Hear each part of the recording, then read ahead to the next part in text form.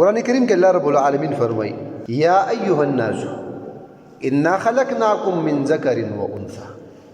اے انسانانو یقینا مونږه پیدا کړی تاسو د یو نارینه او د یو زنانه نه، آدم او د هغه ښځه حوا علیه السلام. وجعلناکم شعوبا وقبائل، او ګرځولي مونږ تاسو، ای صیرناکم ګرځولي مونږ تاسو شعوبا، شعوب ویل کېږي د خاندان ټولو نه پاسنۍ حصه، وقبائل او قبیلې قوم څه دپاره؟ لتعارفوا، د دې دپاره چې تاسو یو بل وپېژنئ، باب تفاعل.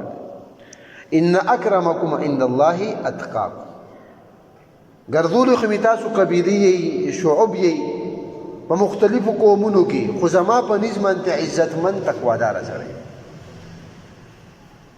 ان الله علیم خبیر، الله پوه هم دی چې دا قبیلې ولې پیدا کړي دي، او خبیر خبردار هم دی، پته ده ورته. یو حدیث د نبی علیه الصلاة والسلام ډېر ناشنا دی.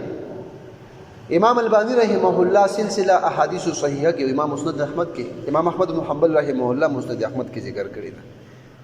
وی ایها الناس، ای خلکو، ان ربکم واحد، ستاسو رب څوک دی؟ یو دی. وان اباکم واحد، او د ستاسو پلار نیکه آدم علیه السلام دا یو دی، رب هم یو دی او پلار هم یو دی. بیا ول نبی علیہ السلام فرمایي الا خبردار، لا فضل لعربی علی اعجمی، د یو عربي دپاره فضیلت نشته په عجمي باندې، ولا لعجمی علی عربی، او نه د یو عجمي دپاره د عربي د پاسه.